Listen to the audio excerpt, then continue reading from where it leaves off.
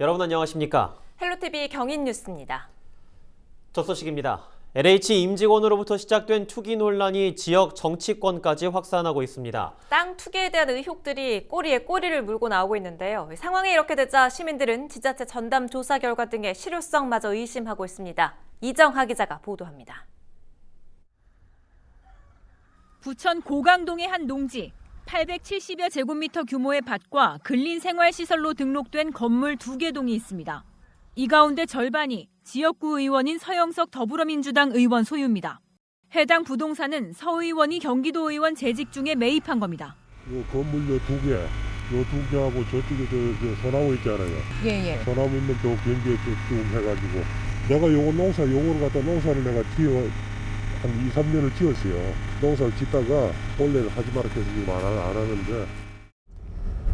이곳이 지난 2015년 서영석 의원이 매입한 땅입니다. 이 인근에는 정부 3기 신도시인 대장지구가 위치해 있습니다. 현재 이 지역은 부천과 서울 서부권역을 잇는 광역철도 원종 홍대선 계획에 포함돼 있습니다. 서영석 의원 측은 실제 대장신도시 부지는 물론 신규 지하철 역세권과도 700m 이상 떨어져 있다며 사실상 투기와는 관련이 없다고 해명했습니다. 서 의원은 해당 의혹에 대해 조만간 공식 입장을 발표할 예정입니다. 현재 경기도 의원인 A씨도 투기 의혹을 받고 있습니다. 대장지구 일대가 신도시로 지정되기 1년 전 당시 부천시 의원이던 A씨는 아내 명의로 땅을 사들인 것으로 드러났습니다. 해당 의원은 텃밭을 가꾸는 등 소일거리를 위해 매입했다고 해명했습니다. 감사원은 해당 의원에 대한 조사에 들어갔습니다. 이처럼 부천 지역 정치권에서도 투기 관련 정황이 새롭게 나오는 상황. 이 때문에 최근 부천시가 발표한 공무원 땅 투기 관련 조사도 신뢰할 수 없다는 목소리가 잇따르고 있습니다.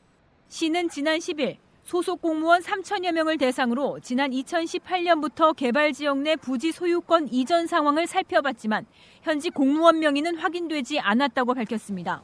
시민사회단체는 조사 대상 기간이 상당히 짧은 데다 차명이나 직계가족에 대한 거래는 이루어지지 않았다고 지적합니다. 지구 지정되기 1년 전에, 그러니까 2018년 5월부터 전수조사를 했더라고요. 그런데 그거는 굉장히 실효성이 없다고 생각을 하고요. 그런데 지금 부천시에서 조사한 걸 보면은 사실 그게 전수조사라고는 하지만 차명 거래를 한 거는 전혀 잡아내지 못하는 거죠.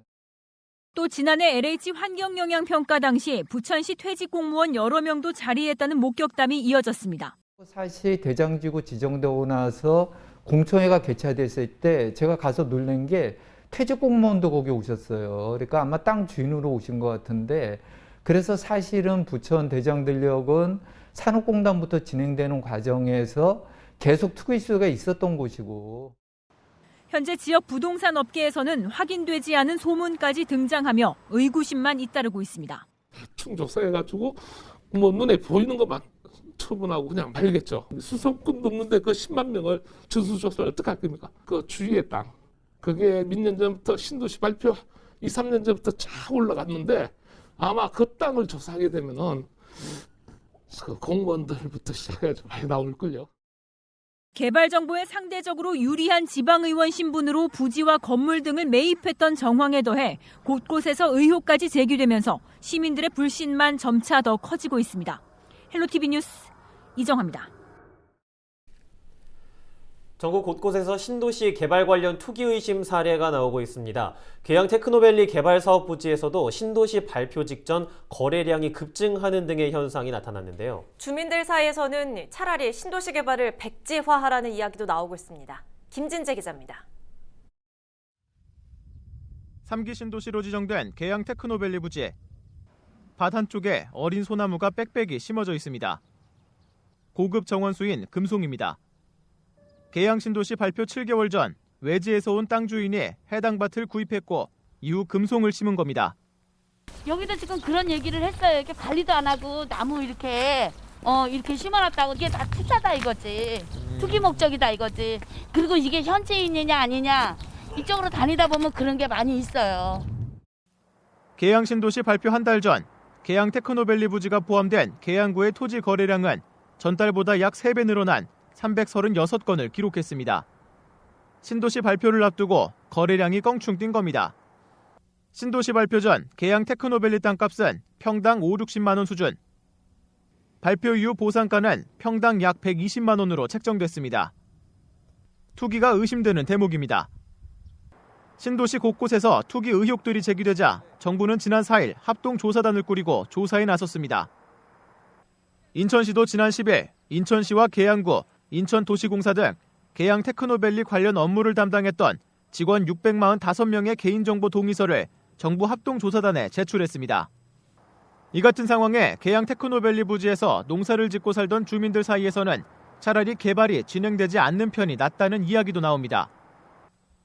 토지 가격이 오르다 보니 보상금만으로는 예전처럼 농사를 지으며 생계를 유지할 만큼의 땅을 살 수 없다는 겁니다. 사람들이 우리를 무슨 야 이 정도 보상했으면 부자 됐지 뭐 더 바라냐 이런 식으로 몰고 가는 그런 게 싫어요. 그리고 정당한 보상 금액이 나오질 않았어요. 그렇기 때문에 우리는 백지화를 원하는 거예요. 네, 물론 외지인들 입장에서 할 때는 많이 올랐다고 할 수 있지만은 실질적으로 얘기해서 생업을 하는 사람들 입장에서 보면은 주변 땅값이 올랐기 때문에 그걸 가지고 땅을 사기가 곤란해요. 신도시 개발 관련 투기 의혹이 확산하는 가운데 일부 주민들 사이에서는 신도시 백지화 목소리가 나오고 있습니다. 헬로티비 뉴스 김진재입니다. 인천시가 16일부터 부동산 투기 의혹을 신고할 수 있는 공익제보 핫라인을 가동합니다. LH 직원들의 신도시 부동산 투기 의혹이 걷잡을 수 없이 확산하고 있는데요. 인천시는 공직자들의 부동산 투기에 적극적으로 대응하고 시민들의 공익제보를 적극 수렴하기 위해 공익제보 핫라인을 마련했습니다. 제보 대상자는 인천 지역 공직자와 이들의 가족인데요. 3기 신도시뿐만 아니라 공공기관에서 사업 시행자로 참여한 모든 개발 사업이 제보 대상 지역입니다. 제보는 익명으로도 할 수 있으며 인천시는 접수된 제보 내용에 대해 자체 조사에 나서는 한편 필요할 경우 수사 의뢰도 할 방침입니다.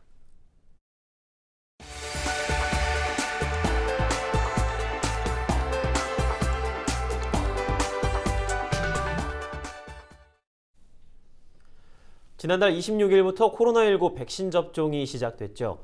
인천 지역의 코로나19 예방접종센터도 막판 점검의 한창인데요. 정부는 오늘 11월까지 집단 면역을 갖추는 것을 목표로 하고 있습니다. 올 겨울에는 코로나19로부터 해방될 수 있을까요? 이재필 기자가 보도합니다. 인천 지역 예방접종센터 중 한 곳인 선악체육관입니다. 인천시는 15일 선악체육관을 방문해 백신 접종 준비 과정을 점검했습니다. 특히 박남춘 인천시장은 보관 온도 문제로 백신이 폐기되지 않도록 철저히 관리해 줄 것을 일선에 당부했습니다. 인천 지역에는 옹진군을 제외한 9개 군구에 예방접종센터가 설치됩니다. 예방접종센터가 부평 삼산 월드체육관에는 이미 설치됐고 계양체육관에는 곧 들어설 계획입니다. 지역 방역당국은 예방접종센터가 원활히 운영될 수 있도록 최선을 다하겠다고 강조했습니다. 부평구 삼산 월드체육관 접종센터는 전국적으로 250여 개 접종센터 중 우선 운영 센터로 선정됐습니다. 우선 4월 1일부터 의사 4명을 포함해 22명 규모로 한 개 팀이 로비에서 접종을 시작하고요. 5월부터는 88명 규모로 4개 팀을 투입해 본격 접종에 들어갈 예정입니다. 인천 지역 예방접종센터는 4월부터 정부 계획에 맞춰 백신 접종을 시작합니다. 정부는 2분기에 만 65세 이상 고령층을 비롯해 보건 의료인 등 1,200만 명에게 백신을 접종한다는 방침입니다. 먼저 4월 1주부터는 75세 이상 어르신 약 364만 명을 대상으로 하여 코로나19 예방접종을 시작합니다. 2분기 중에 가장 빨리 국내에 도입되는 화이자 백신을 활용할 예정이며 지역별 예방접종 센터를 통해 접종을 실시하도록 하겠습니다. 정부는 지난 2월 26일 요양병원 입소자와 종사자를 대상으로 코로나19 백신 접종을 시작했습니다. 인천 지역의 우선 접종 대상자는 4만 1,490명, 14일 기준 인천 지역의 백신 접종자 수는 약 3만 1,200명으로 백신 접종률은 75%입니다. 헬로티비 뉴스 이재필입니다. 한 주간 경기도 내 주요 소식을 정리해드리는 주간 경기도 시간입니다. LH 직원 투기 의혹과 관련해 경기도가 자체 전수조사의 신뢰성을 높이기 위해 시민감사관 참여를 추진합니다. 또 무증상 아동 확진자와 보호자를 위해 코로나19 치료를 받을 수 있는 자가 치료 서비스가 시작됐습니다. 김호 기자가 정리해드립니다. 경기도가 LH 직원 부동산 투기 의혹에 따라 도내 공직자 조사에 들어간 가운데 신뢰성을 높이기 위해 시민감사관 참여를 추진합니다. 지난 2003년부터 운영 중인 경기도 시민감사관에는 변호사와 회계사, 건설 전문가 등 67명의 전문가가 활동하고 있습니다. 도는 이번 부동산 투기 의혹 조사를 투명하고 공정하게 할 수 있도록 시민감사관 참여를 추진 중이며 현재 50여 명이 참여 의사를 밝힌 것으로 전해졌습니다. 경기도는 전수조사단을 통해 경기도청 848명과 경기주택도시공사 723명 등 1,570명에 대해 토지 소유와 거래 내역 등을 조사하고 있습니다. 무증상 아동 확진자나 아동을 돌봐야 하는 보호자를 위해 자가치료 서비스가 시작됐습니다. 경기도는 4차 유행에 대비하고 만 12세 이하 아동의 정서적, 심리적으로 안정된 환경에서 격리 기간을 보낼 수 있도록 자가치료 서비스를 제공한다고 밝혔습니다. 서비스 대상은 만 12세 이하 어린이 확진자와 보호자이며 주거 조건이 격리 장소에 적합하고 감염자의 건강 위험이 적은 상태여야 합니다. 격리 대상자는 협력 의료기관을 통해 진료를 받을 수 있고 확진일 이후 10일이 지나면 각 보건소가 격리 해제를 결정하게 됩니다. 경기도 내 외국인 확진자 비율이 지난해 비해 2배 수준에 이르는 것으로 나타났습니다. 올 들어 경기도에서 발생한 외국인 확진자는 전체 확진자의 14%로 지난해 7.7%에 비해 2배가량 증가했습니다. 외국인 노동자가 다수 확진된 사업장은 대체로 기숙사 등 공동 숙소를 운영하고 있었고 규모가 작은 사업장이 대다수였습니다. 도는 4차 유행 확산을 막기 위해 오는 22일까지 외국인 노동자와 사업주를 대상으로 코로나19 진단검사를 받을 수 있도록 행정명령을 내렸습니다. 행정명령 대상은 도내 2만 5천여 곳 8만 5천여 명이며 불법 체류 외국인 노동자도 포함됩니다.